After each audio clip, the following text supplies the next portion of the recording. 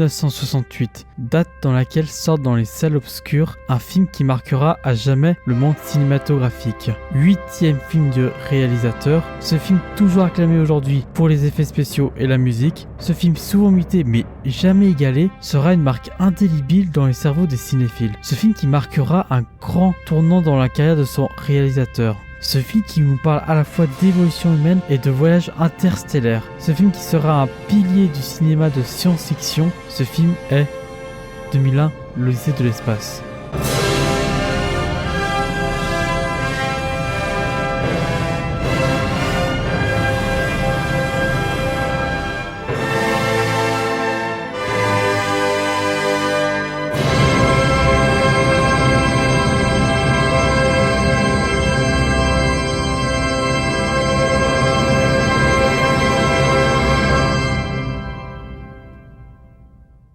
Avant de parler de ce chef-d'œuvre, remontons un peu le temps et parlons du début de la musique au cinéma.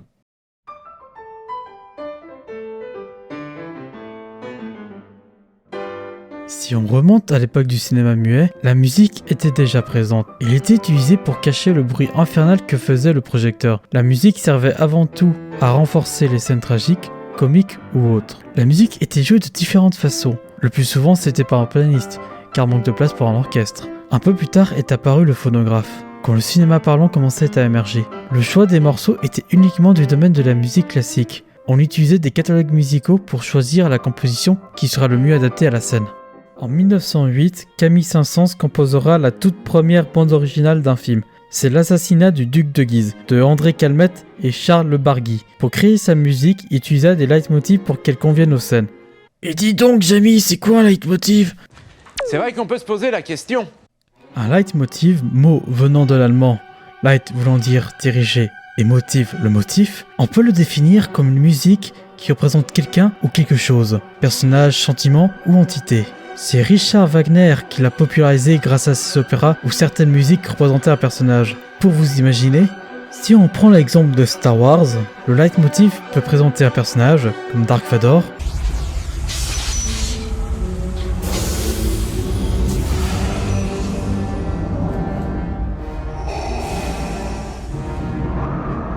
ou une entité comme la force. Une force. Et à l'intérieur de toi. À l'intérieur de moi. Il y a la même force. Le leitmotiv a pour effet aux spectateurs qu'ils comprennent que tel personnage est menaçant car sa musique est menaçante, ou tel personnage est gentil car son thème est doux et chaleureux.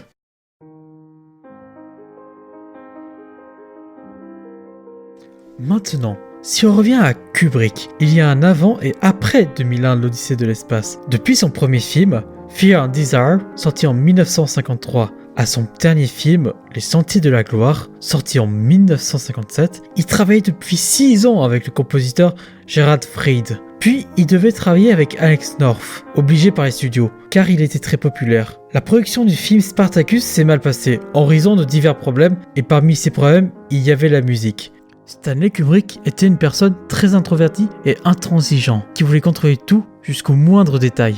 Il voulait retourner des centaines de fois certaines scènes car il n'était pas satisfait. Il s'est même mis en dispute avec l'actrice principale de Shining pour la mettre dans un état émotionnel intense. En bref, il finissait toujours par obtenir ce qu'il voulait. Ainsi, il avait toujours le dernier mot pour la musique, bien évidemment. Spartacus fut la goutte d'eau qui fit déborder le vase. Depuis le jour de la sortie du film, il en avait assez de travailler avec des compositeurs de films. Dans la suite de sa carrière, il utilisera de plus en plus des musiques préexistantes. Au cinéma, on peut utiliser deux sortes de musique. Des musiques originales, écrites par un compositeur, ou des musiques préexistantes, qui ont été conçues avant la production du film. Ça peut être des musiques de compositeurs comme la musique classique, ou des morceaux contemporains par des artistes récents.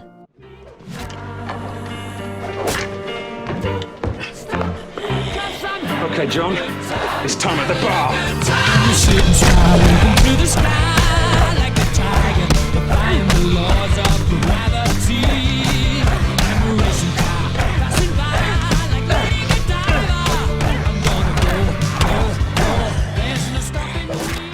Stanley Kubrick décida de faire ainsi parce qu'il disait « À moins que vous ne vouliez de la musique pop, il est vain d'employer quelqu'un qui n'est pas l'égal d'un Mozart, d'un Beethoven ou d'un Strauss pour écrire une musique orchestrale. Si vous voulez une musique d'orchestre, je ne sais pas qui va vous l'écrire.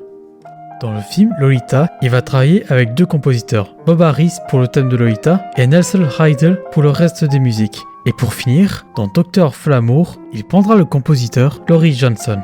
Dans les derniers films cités, les musiques originales faites par les compositeurs de bande originale ne seront pas spécialement marquantes, même si Alex North a été nominé aux Oscars pour Spartacus. Comment Kubrick a donc utilisé la musique classique dans son film 2001, l'Odyssée de l'espace ?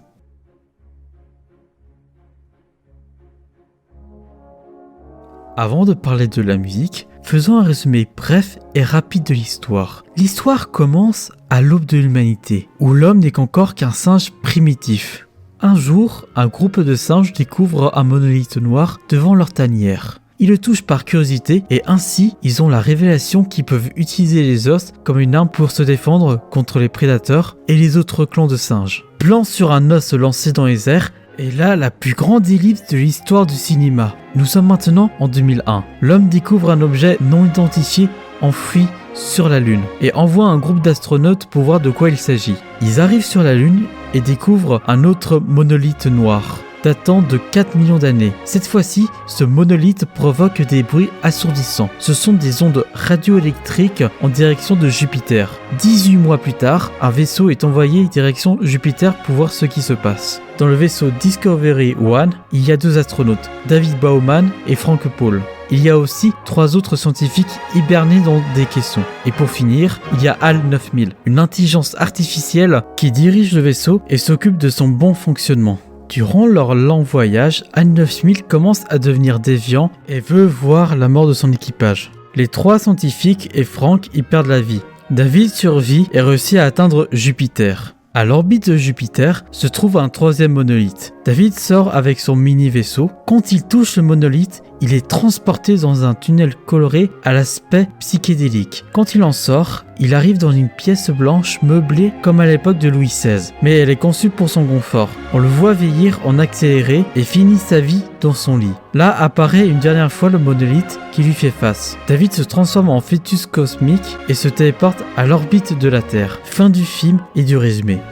À la base, c'était la partition d'Alex North qui devait être jouée pour le film. Mais Kubrick utilisa la musique de Strauss ou Ligeti pour le montage final de son film. Car comme dit précédemment, Kubrick en avait assez de travailler avec des compositeurs de films et préférait placer des compositeurs qu'il connaissait. Les musiques qu'il avait choisies rendaient mieux l'image que les compositions d'Alex North. Maintenant, analysons le résultat.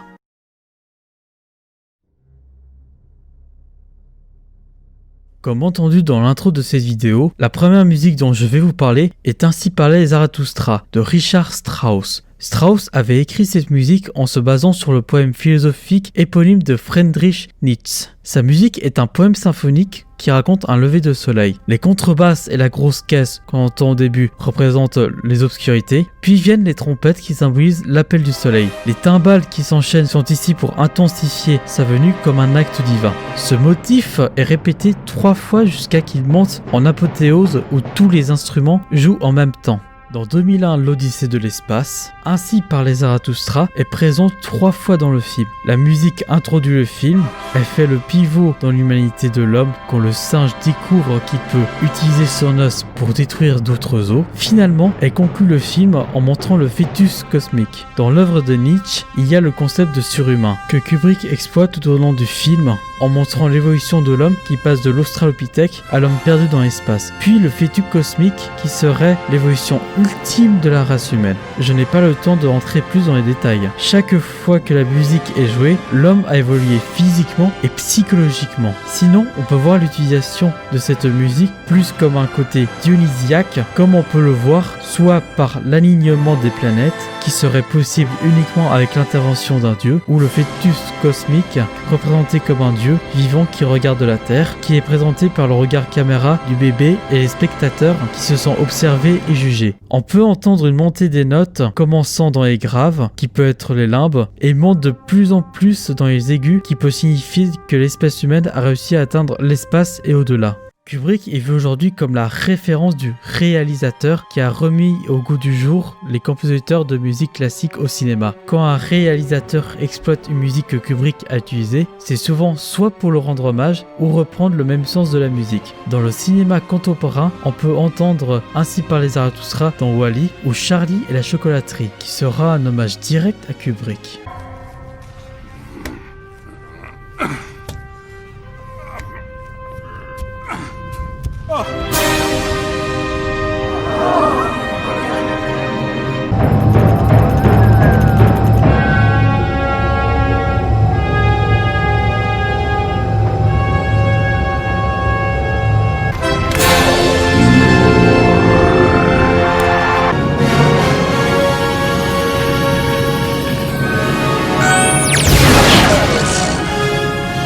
It's gone! Told you. Continuons maintenant avec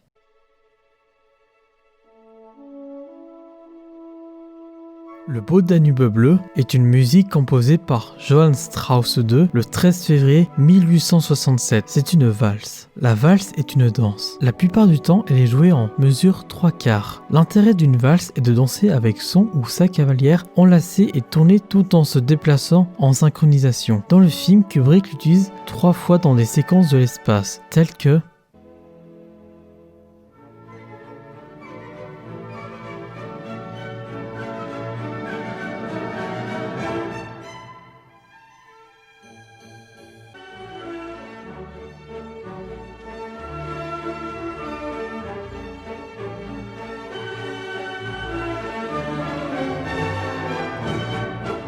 sa dernière utilisation est durant le générique de fin. Mais pourquoi utiliser cette musique dans l'espace ?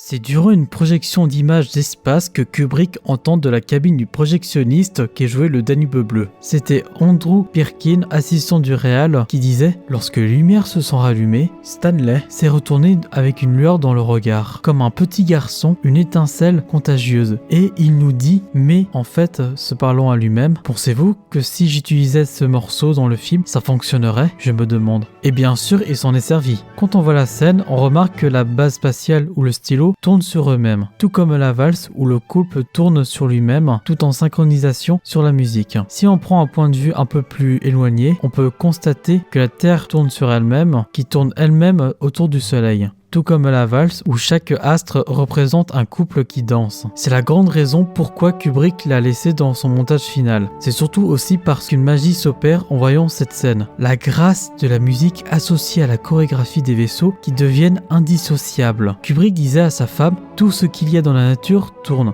et s'il ne tourne pas, il n'est pas vivant. Donc les vaisseaux tournent. » Kubrick n'utilise pas n'importe quelle valse, il utilise une valse viennoise. Dans une valse normale, le temps est 1, 2, 3, 1, 2, 3. Mais dans une valse viennoise, le second temps est un peu plus lent. Ça donne 1, 2, 3, 1, 2, 3. Cette longueur sur ce deuxième ton donne une impression d'apesanteur dans la musique. Et le troisième temps est la gravité qui agit sur la note et la fait durer plus rapide. Jean-Marc Bouineau, auteur sur le cinéma, disait que Kubrick a inventé le premier clip classique. Kubrick a d'ailleurs toujours apprécié les valses, que ce soit dans Les Sentiers de la Gloire,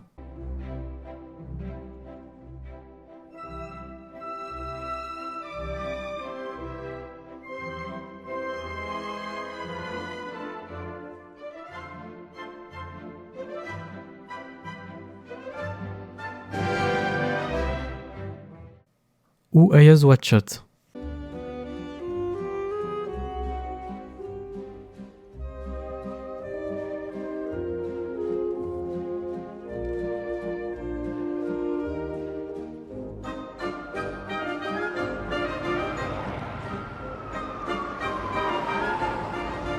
Par la suite, le beau Danube bleu a été très utilisé dans les films. Son utilisation est pour la plupart jouée pour représenter un ballet pour danser,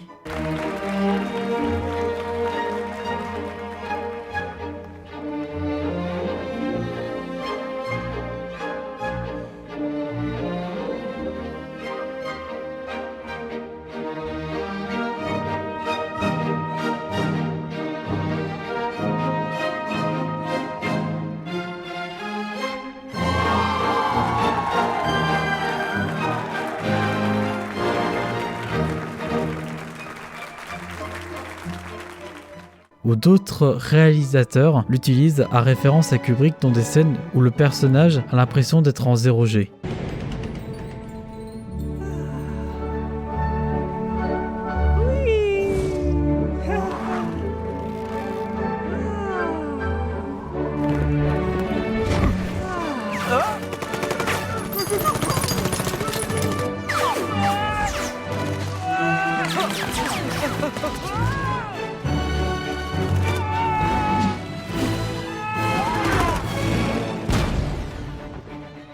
Comment Kubrick représente l'angoisse des personnages en son?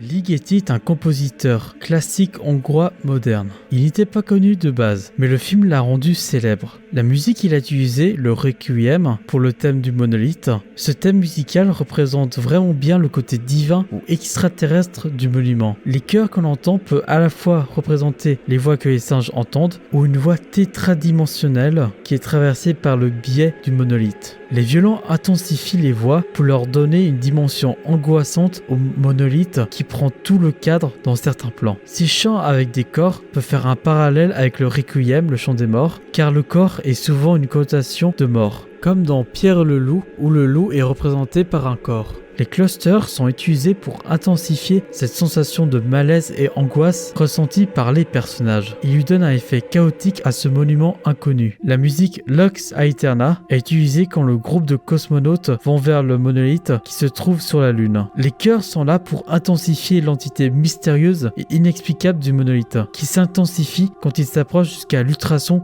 qui apparaît. Puis, Kubrick utilise atmosphère durant le passage psychédélique du tunnel tridimensionnel. Cette musique a été utilisée pour la même raison que les autres. Elle souligne l'ambiance mystérieuse et angoissante que peut ressentir le spectateur. Car, comme dit au début, la musique est faite pour ressentir plus de sentiments durant la scène qu'il y en a à la base. Le Requiem a été joué dans Godzilla de 2014 pour appuyer l'angoisse des personnages, dans la scène où ils doivent sauter de l'avion.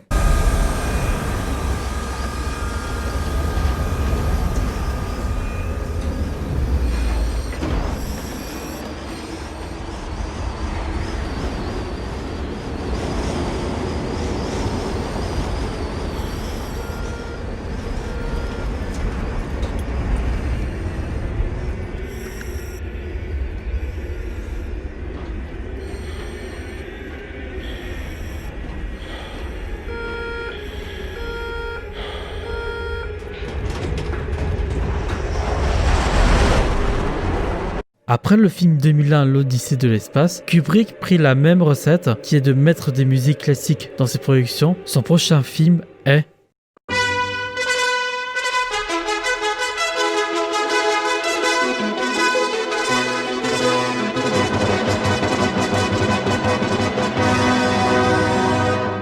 Orange Mécanique est sorti en 1971. Ce film a fait scandale en Angleterre pour les propos qu'il propage. Il a été interdit à la diffusion pendant 20 ans. Dans le reste du monde, il a été bien apprécié, même si c'était un des films les plus violents de cette époque. Mais de quoi parle ce film? Le film se sépare en 3 parties distinctes. La première partie du film, on découvre le personnage d'Alex, un homme violent qui adore les symphonies de Beethoven. On suit le groupe d'Alex faire diverses actions illégales. Combats de gangs, violences gratuites, viols et meurtres. Alex trahit son groupe lors de leur escapade et en contrepartie se fait abandonner par ses amis après un meurtre dont il devra assumer seul les conséquences. Cet événement mène à la deuxième partie du film dans lequel Alex est arrêté par les autorités et condamné à la prison où il se lie d'amitié avec un prêtre. Il découvre un jour l'existence d'un nouveau traitement permettant d'éliminer tout le mal en une personne. Avec l'aide du prêtre, Alex arrive à convaincre le ministre de l'Intérieur en charge du projet de l'accepter comme premier sujet de l'expérience à la fin de laquelle il pourra être libéré. Le traitement en question consiste à obliger le sujet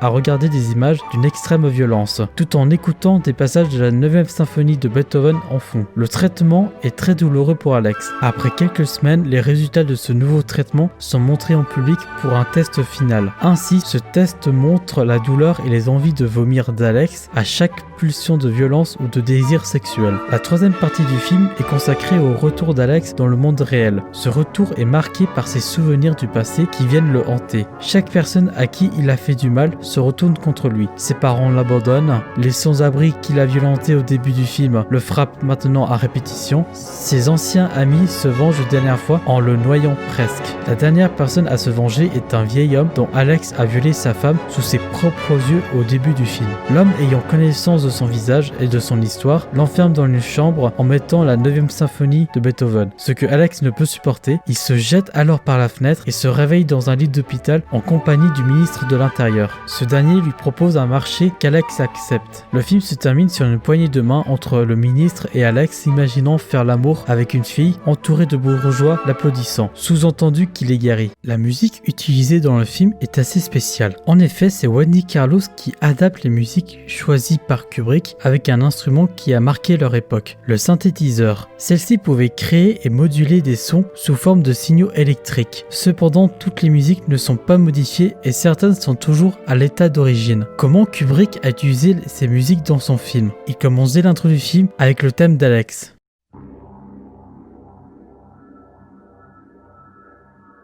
Cette musique est composée par Henry Purcell en 1695 pour les funérailles de la reine Rosemary Purcell. Son tempo est le même que celui d'une marche funèbre, joué de base avec un tambour pour marquer le rythme des pas et des trombones qui représentent assez souvent la mort. Cette combinaison de cuivre et de percussions parfaite pour une musique de funérailles a été modifiée par Wendy Carlos à l'aide d'un synthétiseur. Son utilisation à cette époque n'est pas anodine. C'est un instrument qui vient de sortir. Son utilisation est donc un symbole de technologie et permet d'appuyer le cadre de récit dont l'histoire prend place dans un futur proche. Dès les premières minutes du film, cette musique imposante permet de caractériser le personnage d'Alex comme quelqu'un de puissant, un maître du chaos. En effet, son costume met en valeur une personne bien habillée avec des touches anarchique, comme un protège-burn, un œil regorgé de sang à son bras et surtout le maquillage de son œil droit. Grâce à la musique, au costume et au regard du personnage, on comprend sans explication qui il est et quelles sont ses motivations. Le synthétiseur, comme l'expliqué avant, sert à montrer qu'Alex est le protagoniste d'un monde futuriste. Les coups de tambour marquent son caractère autoritaire, tel le général d'une armée qui commande la cadence des troupes à coups de tambour. Attention, très important.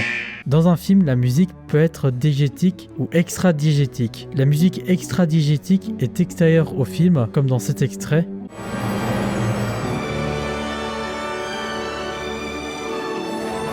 La musique diégétique, elle fait partie de l'œuvre, comme par exemple dans cet extrait du film Apocalypse Now, où des militaires jouent la chevauchée des Valkyries de Richard Wagner pour faire peur aux Vietnamiens.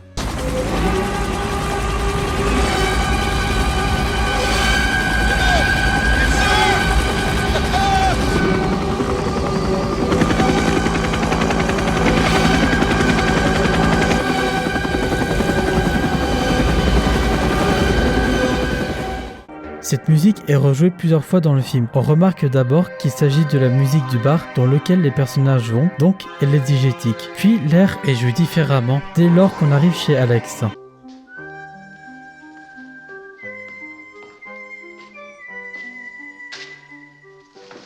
À partir de ce moment, la musique est jouée plus douce et calme qu'avant. Elle sera encore jouée lors de la scène du test final devant le public, lorsque son désir sexuel lui vient à l'esprit, et une dernière fois lorsque ses anciens amis veulent le noyer. Pour cette réadaptation de la musique, Kubrick a demandé au compositeur de pouvoir entendre quelques notes du Dies Irae de Berlioz, comme voici.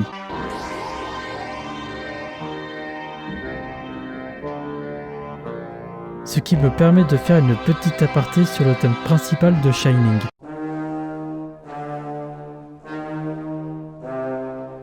Le Dies Irae, ou jour de colère en latin, est une musique utilisée lors des messes comme prose des morts. Dans Shining, cette musique apparaît au début du film quand le personnage joué par Jack Nicholson arrive à l'hôtel Overlook. La musique est jouée avec des sortes de voix de mort qui chantent par-dessus. Cela prévient le spectateur que l'hôtel est hanté par des fantômes. On découvre d'ailleurs plus tard que l'hôtel a été construit au-dessus d'un cimetière indien. Ce sont donc sûrement ces fantômes que l'on entend. Ces notes sont utilisées et réutilisées dans plusieurs autres films pour signifier la mort, comme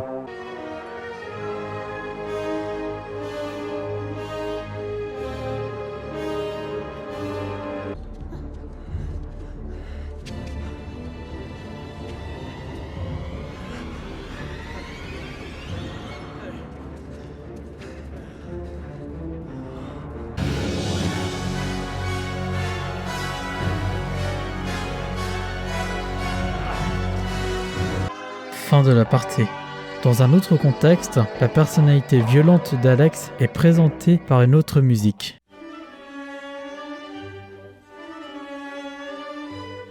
La Pivoleuse ou la Gasaladra est un opéra de Giacomo Rossini créé en 1817. Le nom de la musique utilisée dans le film est éponyme à l'opéra dont elle est issue. La musique est utilisée telle qu'elle, sans modification de la part de Wendy Carlos.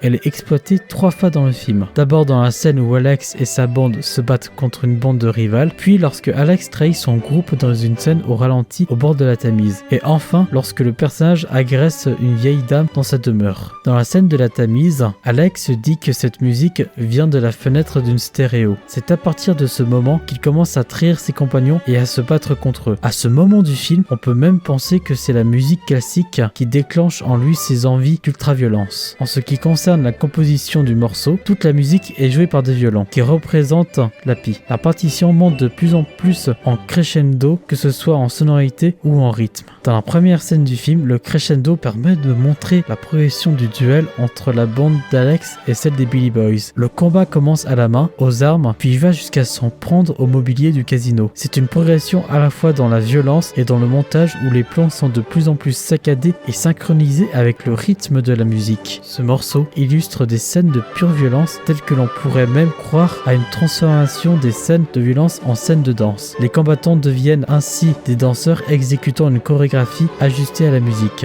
Elle a aussi été réutilisée dans différents films et séries. Elle est souvent associée à des psychopathes tels que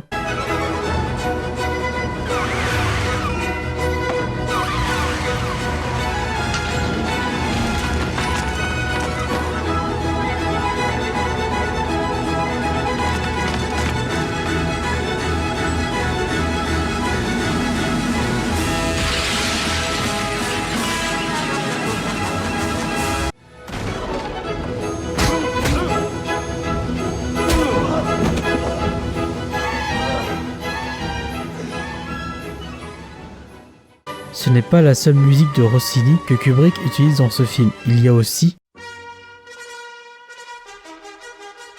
Guillaume Tell Ouverture est une composition musicale écrite par Giacomo Rossini, le même compositeur que pour la musique précédemment abordée. Il s'agit de la musique du final de l'ouverture de l'opéra de Guillaume Tell, La Légende suisse. On l'entend par exemple durant la scène d'orgie entre Alex et les 2 filles qu'il a invitées chez lui. Ce morceau était d'abord utilisé dans l'opéra pour donner de la mélodie durant le galop des chevaux grâce à son rythme en 4 temps, c'est-à-dire au même tempo que leur galopement. Dans Orange Mécanique, l'air est joué au synthétiseur en accéléré car la scène elle-même est filmée en accéléré. On peut trouver plusieurs significations à l'utilisation de la musique. Par exemple, on peut penser que le film compare les hommes à des animaux lorsque les hommes et les femmes font l'amour de façon sauvage, ce qui nous renvoie à l'âge de pierre et au côté animal de l'homme. Sinon, le synthétiseur est une allégorie à la mécanisation du sexe. Après cette séquence, la musique ralentit jusqu'à s'arrêter lorsqu'on voit la bande d'Alex l'attendre chez lui. C'est un beau contraste entre le plaisir du sexe à plusieurs, opposé à l'ennui d'attendre une personne. Ce morceau a été repris dans plusieurs films, en particulier à l'occasion des courses-poursuites, telles que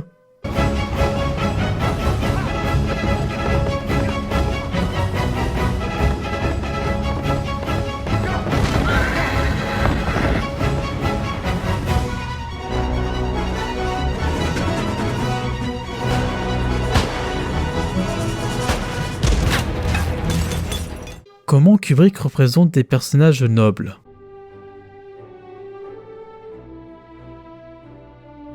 Pomp and Circumstance March No. 1 est un morceau composé par Edward Elgar entre 1901 et 1930. Elle apparaît lorsque le ministre de l'Intérieur arrive à la prison où est incarcéré Alex pour le rencontrer en tant que premier cobaye. Cette musique est une marche, c'est-à-dire un morceau qui a pour but d'accompagner une marche militaire avec un rythme cadencé et régulier. Sa présence dans le film permet de souligner la présence du ministre de l'Intérieur et d'appuyer sur l'importance de sa place au sein de la société. Comme dit précédemment, la musique dite classique est souvent utilisée au cinéma pour accompagner une image de personnes riches, aisées et donc cultivées, qui préfèrent écouter de la musique d'antan plutôt que contemporaine. Résultat, une marche militaire pour accompagner la marche d'un ministre dans une prison est une bonne idée. Passons à la meilleure idée du film qui est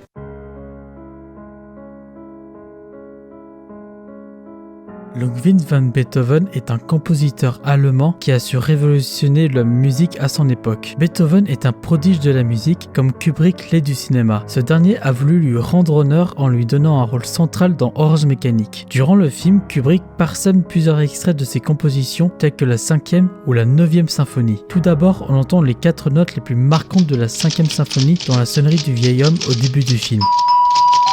Ces notes sont un foreshadowing de la venue de la mort. Dans la composition originale, Beethoven avait voulu faire ressentir à travers ce thème musical une allégorie de la mort qui toque à sa porte, venant prendre l'âme de la personne. Dans le film, son sens est littéralement utilisé puisque la mort toque à sa porte et la femme la laisse entrer. Cette même sonnerie tonne une seconde fois lorsque Alex retourne dans la maison. Cette fois-ci, il se jette lui-même dans la gueule du loup, ce qui a pour conséquence son suicide. Ce n'est pas la mort qui a sonné, mais la victime qui a sonné chez la mort. Ensuite, dans la plus grande partie du film, on pourra entendre plusieurs mouvements de la 9e symphonie. Dans un premier temps, on peut l'entendre après leur folle soirée de crime. Une femme dans le bar chante la partie la plus connue de la 9e symphonie. Durant cette scène, la voix off d'Alex explique que cette musique lui procure un orgasme auditif. And I felt all the lanky little hairs on my plot standing endwise. Et on peut comprendre à travers son regard l'excitation qu'il ressent lorsqu'il entend cette symphonie. Lorsque son ami l'interrompt, Alex le vit comme un énorme affront. Pour continuer, on peut entendre le deuxième mouvement de la 9e symphonie en diégétique car Alex le joue grâce à une petite cassette. Alex idolâtre Beethoven et en fait tout un culte à la personne. Dans cet extrait, on peut voir Alex en pure extase du fait d'écouter cette musique. On remarque d'ailleurs que le montage est synchronisé avec la musique lors du crescendo. On change de plan à chaque croche. Alex dit aussi que lorsqu'il entend cette musique, il voit des Lovely pictures. tout à l'image des scènes de pure violence. Ce fameux décalage entre musique douce et images choquantes sera repris plus tard dans le traitement donné à Alex pour le guérir. La deuxième fois qu'on entend ce morceau, il est joué au synthétiseur en diégétique. Il s'agit du moment où le vieil homme se venge et torture Alex qui finit par tenter de se suicider. On remarque donc que la première fois où passe ce morceau, Alex est au 7e ciel alors que la seconde fois, il se trouve en enfer sur terre. C'est une belle antithèse que l'on peut voir entre ces deux scènes. On peut ensuite entendre une partie du 4e mouvement modifié au synthétiseur dans le magasin de vinyle. Dans cette scène, Alex invite 2 femmes chez lui pour leur faire l'amour sauvagement. Ainsi, on peut dire que la musique représente ici son envie sexuelle. Il est à souligner qu'Alex s'habille comme un personnage du 18e siècle, se prenant pour un Beethoven qui dirige son orchestre, à la différence qu'Alex dirige le monde comme il dirige ces 2 femmes qu'il manipule sans difficulté. Cet air est repris plus tard dans le film lorsque les scientifiques administrent le traitement à Alex. La même musique est jouée, mais à la place de voir Alex marcher dans les rayons, on voit des images de la Seconde Guerre mondiale dont le chef d'orchestre de l'armée et d'autres qu'Adolf Hitler. Beethoven est allemand. Durant le traitement Ludovico, variante du prénom de Beethoven, sur l'écran de cinéma, on peut voir que Kubrick a mis en scène de la musique allemande avec les images de l'armée allemande. Kubrick voulait remettre à jour la question philosophique que le monde s'était posée. Comment une nation qui a donné naissance au plus grand génie a-t-elle pu laisser advenir à sa tête la plus terrifiante des dictatures? Kubrick disait « Cela montre assurément l'échec de la culture dans le domaine moral. Les nazis écoutaient Beethoven, certains d'entre eux étaient des gens très cultivés, cela n'a pas changé en rien leur comportement moral. Beethoven est tellement présent dans le film à travers sa musique, à tel point qu'on pourrait le qualifier de personnage du film à part entière. Les compositions de Beethoven donnent à Alex ses envies de sexe et de violence qu'on voit dans la première partie du film, mais ces envies, comme vu précédemment, s'activent en général dès qu'une musique classique est déclenchée dans son environnement. La musique est très importante dans les messages que veut faire passer le film. Kubrick montre la violence avec de la musique classique en fond, de la même manière que le fait le traitement subi par Alex dans le film. Ainsi, Kubrick nous fait ressentir les sensations qu'a connues Alex. Pour conclure, nous avons vu tout au long de cette vidéo les différentes significations de la musique utilisée par Stanley Kubrick dans 2 films de sa filmographie. La musique est primordiale dans l'art du cinéma qui est aussi appelé le 7e art. Ce qui est beau dans cet art, c'est le fait qu'il puisse rassembler tous les autres arts, que ce soit l'architecture, la sculpture, l'art visuel, la littérature, l'art de la scène ou la musique. Kubrick est un grand artiste qui touche à tous les arts dont la musique fait partie. En plus de permettre d'orchestrer sa mise en scène, elle permet de faire passer des messages comme sous-texte des images qu'on voit à l'écran. Malheureusement, Kubrick a tellement marqué la musique classique dans son cinéma que lorsqu'on entend une musique popularisée par Kubrick comme Ainsi parlait Zarathustra ou Le Beau Danube bleu, on pensera en premier que ce sont des musiques de 2001, l'Odyssée de l'espace, alors que ces compositions originales viennent de différents artistes des temps classiques. Car Kubrick a marqué à vie ces musiques par sa mise en scène, lesquelles seront ainsi désormais indissociables dans nos mémoires.